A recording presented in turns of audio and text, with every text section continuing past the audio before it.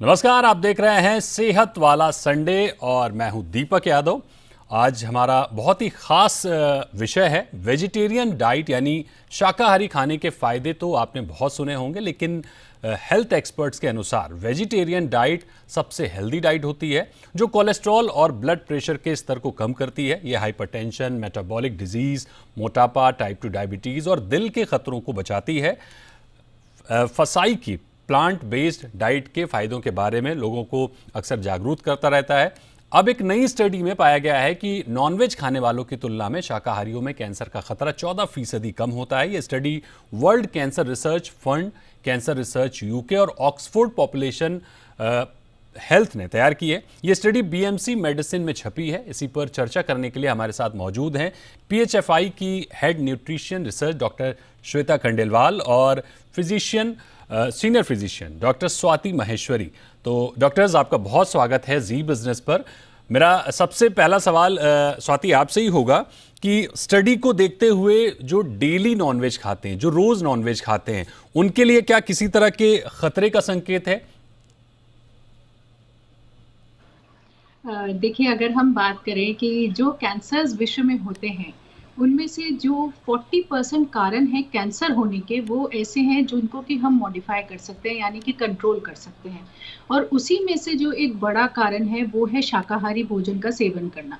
अब जो देखा गया है ज़्यादातर कि जो लोग बहुत ज़्यादा शाकाहारी भोजन का सेवन करते हैं, ख़ास तौर से अगर आप बहुत ज़्यादा प्रोसेस्ड मीट का सेवन कर रहे हैं या जिसे हम लाल मांस बोलते हैं, उसका सेवन अगर बहुत ज़्यादा हो रहा है तो धीरे-धीरे शरीर में कई सारे ऐसे हार्मोन्स हैं, जैसे आईजीएफ-1 है, टेस्टोस्टेरोन है, साथ ही में सैचुरेटेड फैट्स और सोडियम की मात्रा ज़्यादा होने की वजह से कैंसर होने की संभावनाएं बढ़ जाती हैं। और ना जी। केवल कैंसर, हृदय रोग, यहाँ तक कि डायबिटीज, इन सब की संभावनाएं भी बढ़ती हैं। साथ ही में ये भी देखा गया है कि जिस तरह से हम कुकिंग करते हैं, जो मीट्स हैं उनकी कुकिंग जिस तरह से की जाती है, जैसे अगर हम प्रोसेस मीट की बात करें तो उसमें बहुत ज़्यादा प्रिजर्वेटिव्स मिलाए जाते हैं, या जो लोग बहुत ज़्यादा बारबेक्यू करके या पैन फ्राइंग करके खाना खाते हैं, उन सब स्थितियों में बहुत ज़्यादा ऑयल का इस्तेमाल होने की वजह से, हीट की वजह से भी धीरे धीरे जो मीट है उसके अंदर इस तरह के तत्व बनते हैं जो कि कैंसर को जन्म देते हैं। साथ ही में ये भी देखा गया है कि जैसे ज़्यादातर अगर आप देखेंगे कि लोग अब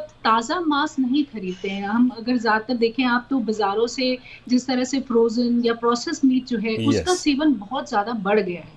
और इस वजह से भी जो है बहुत ज़्यादा केमिकल्स और प्रिजर्वेटिव्स जो हैं उसका सेवन लोग कर रहे हैं, और इसकी वजह से भी कैंसर जो है होने की संभावनाएं बहुत ज़्यादा बढ़ गई हैं। साथ ही में जो स्टडीज़ हैं वो साफ तौर से ये भी कहती हैं कि ना केवल कैंसर, कोलोरेक्टल कैंसर है, ब्रेस्ट कैंसर है, या जो है प्रोस्टेट के कैंसर्स हैं, ना केवल ये कैंसर्स बल्कि जल्दी मौत होने की संभावनाएं, हृदय रोग होने की संभावनाएं, डायबिटीज, तो इस तरह की जो और बाकी भी परेशानियां हैं वो बढ़ जाती हैं। क्योंकि मांस जो होता है उसमें एक तो फाइबर की बहुत कमी होती है, उसमें फाइबर ज्यादा नहीं होता, और जो हमारा प्लांट बेस्ड प्रोटीन है या जो हम प्लांट बेस्ड खाना खाते हैं उसमें फाइबर की मात्रा बहुत अच्छी होती है। और फाइबर जो होता है वो हमारे कोलेस्ट्रॉल लेवल को कम करने में, ब्लड शुगर लेवल को कम करने में, यहाँ तक कि हमारी जो बॉवल हैबिट्स हैं उनको अच्छा रखने में फाइबर हमारी मदद करता है। और इसलिए कैंसर की संभावनाएं जो लोग फाइबर का अच्छा सेवन करते हैं उनमें काफी कम। अब वहीं जैसे बिल्कुल। जो लोग बहुत मांस खाते हैं वो ये बोल सकते हैं कि बहुत ज्यादा प्यास लगती है मांस खाने के बाद, यानी कि बहुत ज्यादा डिहाइड्रेशन होता है मांस खाने के बाद। तो इस तरह की जो परेशानियां हैं, ये जो इसके साथ हैं, जो मांस से जुड़ी हैं, उनकी वजह से जो है कैंसर होने की संभावनाएं ज्यादा हो जाती हैं। बिल्कुल, यानी मांस खाने वाले लोग थोड़ा सतर्क हो जाएं। डॉक्टर श्वेता, आपसे समझना चाहेंगे कि डेली नॉनवेज खाने वालों को इस स्टडी से क्या डरना चाहिए, या कुछ स्पेसिफिक बदलाव करके इस खतरे को कम किया जा सकता है? क्योंकि अब जिनकी आदत है, जो खाते हैं, तो अब वो सडनली छोड़ तो नहीं सकते, लेकिन क्या कुछ बदलाव किया जाए कि जिससे हम नॉनवेज भी खाते रहें और इस खतरे से भी बच जाएं? जी बिल्कुल। तो पहला स्टडी जो आपने जिस बारे में स्टडी के जिक्र किया है, उसमें एक बात ध्यान देने की है कि पूरी स्टडी में 4.7 लाख पीपल को फॉलो किया गया था। ये यूके के लोग हैं, लंदन मतलब बेस्ड ब्रिटिश स्टडी है। लेकिन इसमें से जो वेजिटेरियंस जो इस पॉपुलेशन के पूरे हैं वो केवल 8,000 लोग हैं, 1.8% है। तो प्लीज ये हम लोग बहुत ग्लोरीफाई कर रहे हैं कि ये चीज खतरा है और ऐसा है, बट ये जो आपने बोला ये ज्यादा रैशनल बात है। 5 बातें आपको उसमें ध्यान रखनी पड़ेंगी। ऐसा नहीं है कि जो नॉनवेज खा रहे हैं उन्हीं को सिर्फ कैंसर होगा। वो जैसा कि मैडम ने अभी एक्सप्लेन किया, वे ऑफ कुकिंग, जो आप खाना प्रिपरेशन मेथड है, even for vegetarians by the way, मैं आपको ये बताना चाहती हूँ, हमारी खुद की एक स्टडी है, PHFI के ही को ऑथर्स हैं, और हमने ये काम करके दिखाया जिसमें ये बताया गया है कि वेजिटेरियन इंडियन डाइट और वेजिटेरियन अमेरिकन डाइट में भी फर्क है। तो ये बहुत जरूरी है समझना कि वेजिटेरियंस अपने आप को समझे हम सबसे अच्छे हैं, ऐसा नहीं है। वेजिटेरियन में क्या कंज्यूम हो रहा है, अगर आप पैकेट ऑफ चिप्स खा रहे हैं, प्रोसेस्ड फूड खा रहे हैं, बिरयानीज खा रहे हैं वेजिटेबल ही की, लेकिन तला हुआ खाना सिर्फ खा रहे हैं, नमक चीनी का सेवन ज्यादा हो रहा है, तो अगर इस तरीके की अमूमन डाइट है जो ग्रेवी वाली सब्जियां हम बनाते हैं, तो वेजिटेरियनिज्म कोई ज्यादा प्रोटेक्शन ऑफर नहीं करेगी। ये बात समझने की जरूरत है। तो मैं जो 5 बातें कह रही थी मैं जल्दी से बताती हूँ। First is preparation method, number 2 is the definition of vegetarianism, कि मतलब क्या चीज है ये वेजिटेरियनिज्म, इसमें आप क्या क्या शामिल कर रहे हैं। तीसरी बात है डाइट डाइवर्सिटी, वेजिटेरियंस हो या नॉन वेजिटेरियंस हो, डाइट में डाइवर्सिटी अगर करें, जैसे रेनबो डाइट बोला जाता है, कलरफुल डाइट्स लाएं, चीजें, फल, जो नॉन वेजिटेरियन लोग भी हैं वो भी अगर फल सब्जियों का सेवन करें साथ में, तो वो इंपॉर्टेंट मुद्दा है। ऐसा नहीं है कि उसकी वजह से उनको सब छोड़ना है। लाल मांस जो है, रेड मीट, उसको डेफिनेटली हम कम कर सकते हैं, बट बाकी जैसे पोल्ट्री है, फिश है, एग्स हैं, ये सब अच्छे न्यूट्रिएंट्स का सोर्स होते हैं, और अगर इनको अच्छे से प्रिपेयर किया जाए और वीकली मतलब मॉडरेशन में खाया जाए तो दे आर ओके। तो वेजिटेरियनिज्म में इन्वायरमेंटल बेनिफिट्स थोड़े से वो हाईलाइट में करना चाहती हूँ। मैं खुद वेजिटेरियन हूँ, तो मुझे पता है कि इन्वायरमेंट इम्पैक्ट, जैसे 1 किलो मीट के लिए हमें 20,000 लीटर पानी चाहिए, लेकिन 1 किलो व्हीट के लिए, गेहूं के लिए हमें सिर्फ 4,000 लीटर पानी चाहिए, और आपको पता है नेक्स्ट विश्व युद्ध जो है वो पानी पे ही होगा। तो अगर हम पानी की भी बचत कर सके, इन्वायरमेंट, सॉइल हेल्थ की बात कर सके, ये भी हमारा कहीं ना कहीं सिर्फ अपने बारे में सोचने का नहीं है, लाइक इन्वायरमेंट एंड प्लैनेट के बारे में भी सोचें। करेक्ट। ये कुछ मुद्दे हैं जो ये अहम बात आपने कही कि अगर हम सिर्फ वेज भी हैं तो हम ये ना समझ लें कि यूएस के वेज को खाने का तरीका अलग है, हमारे बनाने खाने का तरीका अलग है, तो हम अगर वेजिटेरियन होकर भी हमारा प्रोसेस गलत है, तरीका गलत है, तो हम भी गलत रास्ते पे ही हैं। डॉक्टर स्वाति, आपसे एक सरल शब्दों में समझना चाहेंगे कि आखिर एक शरीर में कैंसर कैसे डेवलप होता है? देखिए, जो हमारा शरीर है इसमें अगर इस तरह के तत्व अंदर जाते हैं जो कि हमारे शरीर में जो एक नॉर्मल एपोप्टोसिस का प्रोसेस चलता है, यानी कि हमारा शरीर हर वक्त सेल्स बनाता रहता है, नए पुराने जो होते हैं वो टूटते रहते हैं और जो नए होते हैं वो उनकी जगह लेते रहते हैं, और जो पुराने सेल्स होते हैं वो हमारा शरीर बाहर निकालता रहता है। लेकिन अगर हमारे शरीर में ऐसे तत्व जाएं जो कि इस पूरी प्रक्रिया को पलट दें, यानी कि सेल्स जो हैं वो डिस्ट्रॉय नहीं हो रहे हैं बल्कि और नए नए सेल्स बनते ही जा रहे हैं, तो ये जब प्रक्रिया शरीर में शुरू हो जाती है तो उस जगह पर कैंसर होना शुरू हो जाता है। यानी कि सेल्स का जो प्रोलिफरेशन है, यानी कि सेल्स इतने ज्यादा बढ़ जाते हैं एक जगह पर कि वो कैंसर का रूप ले लेते हैं और धीरे धीरे वो शरीर के बाकी हिस्सों में भी फैलने शुरू हो जाते हैं। और इसीलिए जो इस तरह के तत्व हैं, जैसे बहुत सारे पोल्यूटेंट्स हैं, केमिकल्स हैं, बहुत सारी ऐसी खाने की चीजें हैं, साथ ही में जैसे देखा भी गया है कि जो लोग मांसाहारी हैं उन लोगों में स्मोकिंग, एल्कोहल, इन सब चीजों का भी जो सेवन है वो ज्यादा होता है बनिस्बत जो कि हमारे जो बाकी लोग हैं जो कि मांस नहीं खाते हैं उनमें इन चीजों का जो सेवन है वो कम होता है। तो इस तरह से भी ये जो ये चीजें हैं जो बाहर से जाकर के हमारे शरीर के प्रोसेस को ऑल्टर कर रही हैं, वो हमारे शरीर को कैंसर की तरफ ले जाती हैं, इन बीमारियों की तरफ ले जाती हैं। इसीलिए जो चयन करना है हमें खाने का वो बहुत अच्छे से करना है। हम अगर ये सोचें कि वेजिटेरियन पूरी तरह से हेल्दी है और उसको कोई बीमारी नहीं होगी, तो जैसा अभी जिक्र भी हो रहा था ये बात सही है, ऐसा नहीं है, क्योंकि हम अपनी डाइट में उन अच्छी चीजों को जब तक शामिल नहीं करेंगे जो कि हमारे शरीर को रिपेयर करने में मदद करे, हमारे शरीर के जो अंदर खराब तत्व दिन भर जाते रहते हैं खाने के द्वारा, सांस के द्वारा, कपड़ों के द्वारा, हम तरह तरह की जो चीजों का इस्तेमाल कर रहे हैं उनमें जो केमिकल्स हैं उनके द्वारा उनको हमारा शरीर लगातार बाहर निकालता रहे, और जब तक निकालता रहेगा तब तक शरीर स्वस्थ रहेगा। इसलिए ये बहुत जरूरी है कि हम जो हमारी प्लेट हो उसमें लगभग 2/3 लेकिन डॉक्टर स्वाति, एक सवाल मेरा इसमें ये होगा कि बहुत से लोग तो ऐसे होते हैं जिन्होंने कभी लिकर का कंजम्पशन नहीं किया, कभी उन्होंने सिगरेट नहीं पी, कभी उन्होंने गलत लाइफस्टाइल नहीं अडॉप्ट की, उसके बावजूद उनमें कैंसर सेल्स आ जाते हैं, वो क्या स्थिति होती है? देखिए, बहुत सारी ऐसे फैक्टर्स हैं जिन पे हमारा कंट्रोल नहीं है और जहाँ हमारा ध्यान भी नहीं जाता। अब जैसे कि पॉल्यूशन है, कि आप वातावरण से ऐसी चीज़ें अंदर जा रही हैं जिनकी तरफ आपका ध्यान नहीं जा रहा है। साथ ही में खाने में जिस तरह के अब प्रिजर्वेटिव्स हैं, आप प्लास्टिक में खाना गरम करते हैं, कितना ज़्यादा कंज़म्पशन प्लास्टिक का हमारा बढ़ चुका है। तो ऐसे बहुत सारे और तत्व हैं जो हमारे शरीर में अंदर जाते रहते हैं, जिनका हमें आभास नहीं होता है, जिनको हम हम्म। पहचान नहीं पाते हैं और धीरे-धीरे उनकी वजह से हमारे शरीर में एक्यूमुलेशन होने की वजह से करेक्ट। धीरे-धीरे वो हमें कैंसर की तरफ ले जाते हैं। करेक्ट। और साथ ही में कई बार कुछ ऐसी बीमारियाँ भी होती हैं, कुछ ऐसे हार्मोन्स भी होते हैं जिनका सिक्रीशन ज़्यादा होने की वजह से शरीर में कैंसर की प्रवृत्ति बन जाती है। हम्म। तो कई सारे ऐसे फैक्टर्स हैं, ज़रूरी नहीं है कि हम अल्कोहल या स्मोकिंग को ही एक बड़ा कारण मानें, और भी बहुत सारे ऐसे कारण हैं जिनकी तरफ हमारा ध्यान नहीं जाता है। और हम्म। इसीलिए बहुत सारे जो खाने हैं, जो हमारा खान-पान है, उसको लेकर के बहुत सारे रूल्स बनाए गए हैं, रिकमेंडेशंस दिए गए हैं कि हम उनकी तरफ अगर ध्यान दें, अगर हम उनके ऊपर चलें, तो हम बहुत सारी मुसीबतों से बच सकते हैं। वहीं जब हम मांस की बात करते हैं, तो अगर हम अच्छा मांसाहारी भोजन चयन करें, जैसे कि फिश को माना गया है कि अच्छे उसमें आता है, यस। फिश को बुरे उसमें नहीं माना जाता, हम्म। जो न्यूट्रिएंट्स हैं उन्हें अच्छा माना जाता है, इस तरह से एग को अच्छा माना जाता है। जी। तो अगर हम सही चीज़ों का चयन करें और उनका जो इंटेक है, जितना हम खा रहे हैं, वो हम्म। पोर्शन साइज़ भी देखना बहुत ज़रूरी हो जाता है कि ठीक। हम एक दिन में कितना मांस खा रहे हैं, क्योंकि ये भी अब बताया गया है कि अगर आप हफ्ते में 18 आउंस यानी कि 2.5 कप, या आसान भाषा में कहें 6 साबुन की टिकिया के बराबर अगर आप मीट खाते हैं, तो वो आपके लिए ठीक है। बिल्कुल, यानी अगर सही मात्रा में सही डाइट फॉलो की जाए और सुरक्षित डाइट फॉलो की जाए तो हम काफ़ी हद तक उस खतरे को रोक सकते हैं। डॉक्टर श्वेता, आपसे समझना चाहेंगे कि रिपोर्ट में ये भी है कि जो लोग नॉनवेज में सिर्फ फिश खाते हैं, जिसका जिक्र अभी डॉक्टर स्वाति ने भी किया, उनमें रेड मीट के मुकाबले कैंसर का खतरा कम होता है। तो क्या मीट के मुकाबले फिश को प्राथमिकता देना चाहिए उन लोगों को जो नॉनवेज पर निर्भर हैं?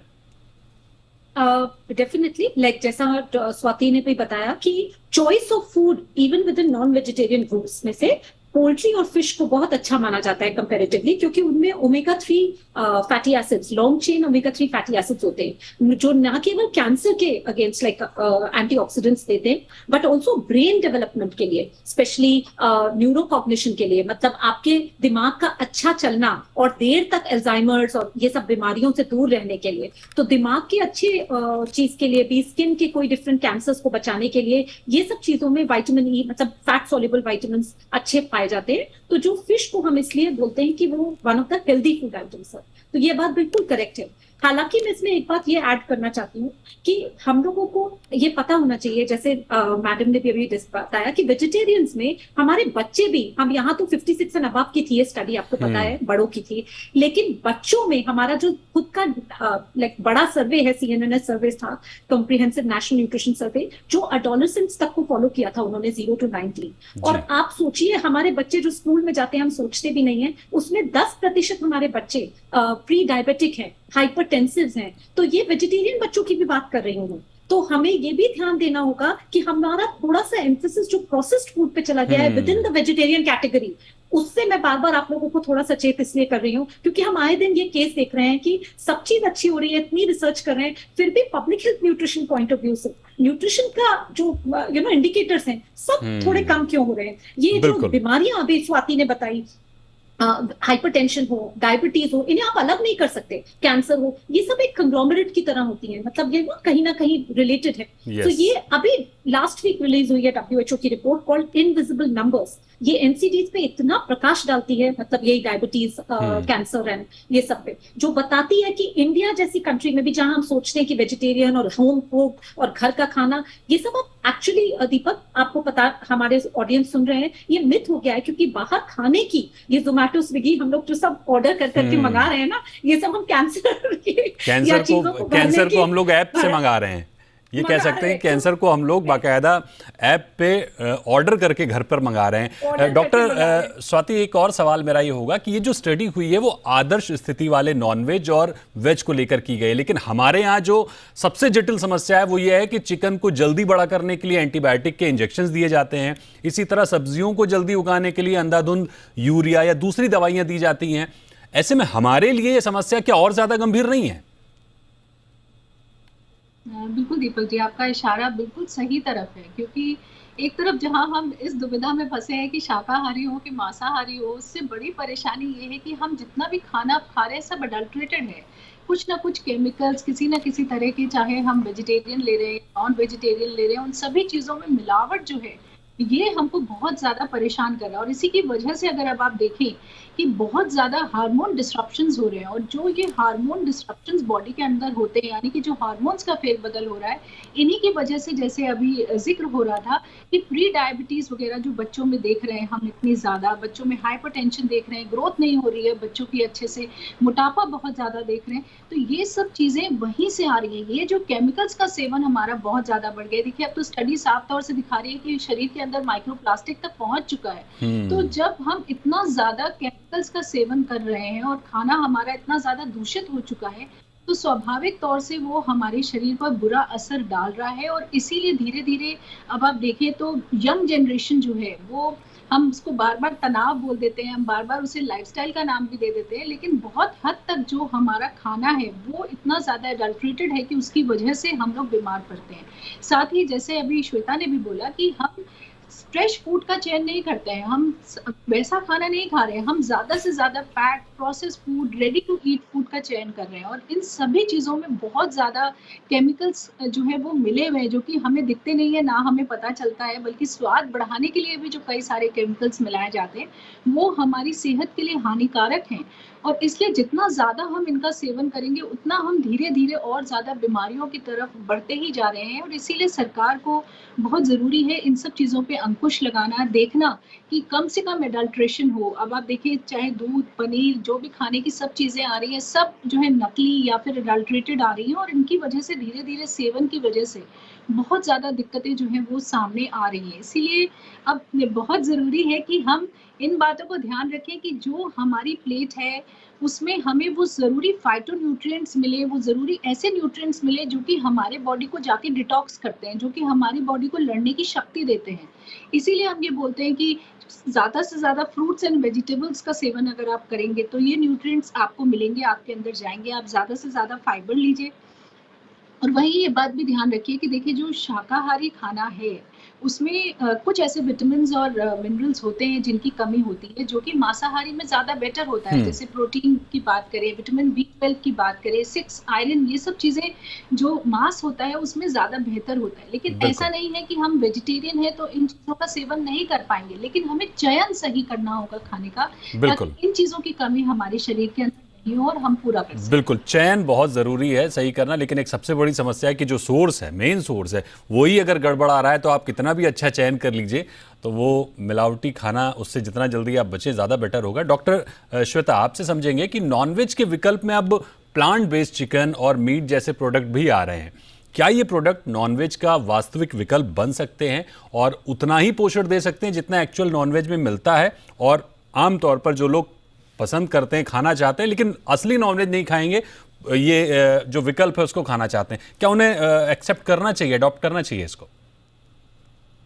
इस पे अभी रिसर्च ना चल रही है दीपक जी, और बहुत कंक्लूसिव नहीं है। कई लोग जो कंपनीज इसमें ऑलरेडी उतर गई हैं वो ये बात बहुत इसको मतलब इंडोर्स कर रही हैं, but it is something like अभी इस पे रिसर्च चल रही है, तो आई डोंट थिंक कि हमें ये बोलना चाहिए कि वो ही करेक्ट विकल्प है। It is like artificial sweeteners की आप जैसे बात करूं, मैं आपको बताऊं, जो डायबिटीज के लिए हम सोचते थे रामबाण मिल गया, अब आप मीठा भी कर सकते हो और आर्टिफिशियल स्वीटनर डाला और आप बच जाते हैं, मतलब एंटी। लेकिन आज जब 20 साल बाद, 25 साल बाद देखा गया कि आर्टिफिशियल स्वीटनर्स का क्रॉनिक यूज जो है वो एल्जाइमर्स बढ़ा रहा है, डिमेंशिया बढ़ा रहा है। तो लॉन्ग टर्म यूज क्या है, आज जो चीज डेवलप हुई है, डेफिनेटली वो इंडस्ट्री में जब बनती है कोई चीज या पैक होके उसकी तरीके से कोई चीज बनाई जा रही है, मतलब मुझे नहीं लगता कि वो नेचुरल जो चीजें बेनिफिट दे सकता है, ये उसका बहुत फुल विकल्प तो नहीं है, बट एक प्रॉमिसिंग विकल्प बोला जा रहा है इसको अभी। तो इस पे अभी R&D बाकी है दीपक, तो इसलिए अभी आई थिंक बहुत सी कंपनीज इसे कह रही है कि अच्छा है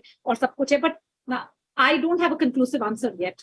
बिल्कुल, यानी अभी भी इस पे असमंजस बना हुआ है, और अगर आप इस्तेमाल करना भी चाहते हैं तो बहुत सोच समझ के इस्तेमाल करिए, अभी तुरंत भरोसा मत करिए। और डॉक्टर स्वाति, एक सवाल आपसे और ये होगा कि मान लीजिए यदि फैमिली हिस्ट्री में कैंसर रहा है किसी को, तो आनुवांशिक रूप से परिवार के दूसरे मेंबर्स में इसके होने का कितना खतरा रहता है? देखिए, हर कैंसर का फ़र्क रहता है। कुछ कैंसर्स ऐसे होते हैं जिनको हम बोल सकते हैं कि हाँ, अगर फैमिली में एक जने को हुआ है, जैसे ब्रेस्ट कैंसर है, अगर मदर को ब्रेस्ट कैंसर है, तो बेटी को कैंसर होने की संभावनाएँ बढ़ जाती हैं। लेकिन हर कैंसर के लिए हम ऐसी बातें नहीं बोल सकते, क्योंकि हर व्यक्ति का एक्सपोज़र जो हुआ है केमिकल्स से, वातावरण से, खाने-पीने की चीज़ों से, उनका लाइफ़स्टाइल कैसा है, इन सब चीज़ों पर निर्भर करता है कि आपको कैंसर होने की संभावनाएँ कितनी ज़्यादा हैं। तो ये कोई ज़रूरी नहीं है कि अगर परिवार में एक व्यक्ति को कैंसर हुआ है तो दूसरों को भी कैंसर होगा ही होगा। लेकिन अगर कोई ऐसा फैक्टर है, जैसे कई सारे लोग होते हैं जो इस तरह की रुई की फैक्ट्री में काम करते हैं, या आप कुछ ऐसी माइनिंग में काम करते हैं जहाँ आपको संभावना रहती है कि उस तरह के केमिकल्स आपके अंदर जा रहे हैं जो कैंसर कर सकते हैं। तो आपके जो आस-पास लोग हैं जो वहाँ काम कर रहे होंगे, उनको भी उतनी ही संभावनाएँ रहेंगी कि उनको उस चीज़ से कैंसर हो सकता है। तो अगर आपके आस-पास इस तरह का केमिकल है जो कि कैंसर करता है आसानी से, तब और लोगों को भी रिस्क रहेगा कैंसर होने का। लेकिन ये बात हमें ज़रूरी ध्यान रखने वाली जो है वो यही है कि बहुत सारे ऐसे फैक्टर्स हैं जिनको कि हम खुद कंट्रोल कर सकते हैं, जिनको कि अगर हम मॉडिफाई करें, उनको अगर हम कंट्रोल करना चाहें तो हम कैंसर से बच सकते हैं। जैसे कि अगर आप इस स्टडी में भी देखिए, एक तरफ जहाँ ऐसे लोगों को लिया गया है जो लोग मांस का रेगुलर सेवन कर रहे थे, बहुत ज़्यादा सेवन कर रहे थे, और एक तरफ ऐसे लोगों को लिया है जो बिल्कुल मांस नहीं खाते। तो वहीं बीच की कैटेगरी ऐसी भी है जो लोग उतना ज़्यादा मीट नहीं खाते, हफ्ते में 2 या 3 दिन ही मीट खा रहे हैं, कम मात्रा में मीट खा रहे हैं, या जो लोग फिश का सेवन कर रहे हैं, और ऐसे लोगों को भी जब स्टडी में देखा गया है, तो उनमें भी जो कैंसर होने की संभावनाएँ हैं वो काफ़ी कम दिखी हैं। यानी कि एकदम जितना कि शाकाहारी व्यक्ति में होगा उतना कम नहीं हुआ, लेकिन कम हुआ है। यानी कि अगर हम अपने फैक्टर्स को मॉडिफाई करें, अगर हम जो है बहुत ज़्यादा स्मोकिंग करते हैं, अल्कोहल लेते हैं, या हमारी और भी ऐसी गतिविधियाँ हैं जो कि हमें कैंसर की तरफ लेकर जा रही हैं, तो अगर हम उन्हें कंट्रोल करें, अगर हम उनके ऊपर अंकुश लगाएँ, तो हम कैंसर को बहुत अच्छी तरह से रोक सकते हैं। और एक बहुत ज़रूरी चीज़ है प्रिवेंटिव टेस्ट्स कराना। कई बार लोगों में लक्षण होते हैं, शुरुआती लक्षण होते हैं, या परिवार में किसी को कैंसर होता है और हिदायत दी जाती है कि अब जो बाकी लोग हैं वो लोग भी ये टेस्ट करा लें, तो कई बार लोग करवाते नहीं हैं, या जी, हम अपने जो सिम्पटम्स हैं उनको जो है नज़रअंदाज करते रहते हैं। बिल्कुल। तो ये भी एक बहुत ज़रूरी चीज़ है कि यानी समय यानी से यानी उसको अगर इच्छा आइडेंटिफ़ाई शक्ति करना, मजबूत है, डायग्नोस इच्छा शक्ति आपकी बढ़िया है, तो आप काफी हद तक उसको मात दे सकते हैं। एक अंतिम सवाल लेंगे डॉक्टर श्वेता आपसे कि एक सामान्य व्यक्ति के लिए सही और सधा हुआ वेज डाइट प्लान क्या होना चाहिए, क्या हो सकता है जो हमें नॉनवेज की तरह ही पूरा पोषण दे सके? देखिए, मैं इसके लिए एक रेनबो डाइट हमेशा बोलती हूँ। ये कोई रूल नहीं है, ये कोई कीटो वैसा कुछ नहीं है। It is just a very simple thing. R का मतलब रफेज, जो स्वाति भी बोल रही थी, फाइबर की बहुत इंपॉर्टेंस है आज के इंडियन डाइट्स में।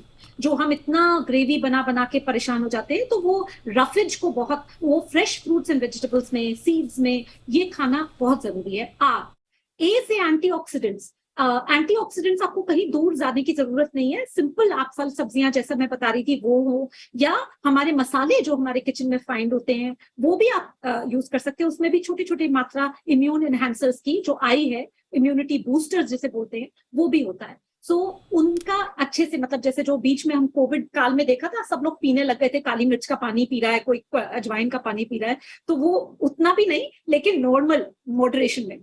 चौथा एन का मतलब होता है नेचुरल फूड्स। नेचुरल का मतलब कोई भी चीज आर्टिफिशियल, जैसा कि मैं आपसे बोल रही थी, मुझे लगता है कि मैं उससे थोड़ी पीछे रहना चाहती हूँ। नेचुरल फूड्स जो हैं, जो दाल रोटी सब्जी जो हम बनाते हैं, वो डेफिनेटली बेटर है दैन अल्ट्रा प्रोसेस्ड, या चिप्स के पैकेट, या कोई भी चीज जो पैकेज होकर मिल रही है। बी से मतलब बेवरेजेस। हमने पानी की बात बिल्कुल। नहीं की, बट प्लीज रिमेंबर कि पानी बहुत सबसे अच्छा, सबसे शुद्ध पेयजल, बेवरेज का भूलिए मत, हाइड्रेशन रखिए अपनी बिल्कुल। बॉडी।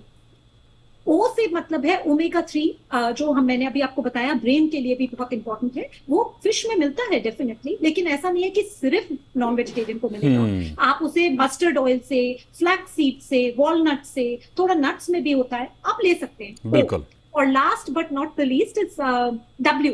डब्ल्यू मतलब होल फूड्स, जैसे कि होल ग्रेन्स। आजकल मिलेट्स का नेक्स्ट ईयर आपको मालूम है इंटरनेशनल ईयर ऑफ मिलेट्स बोला जा रहा है। Correct. होल फूड्स पे एम्फेसिस दूं।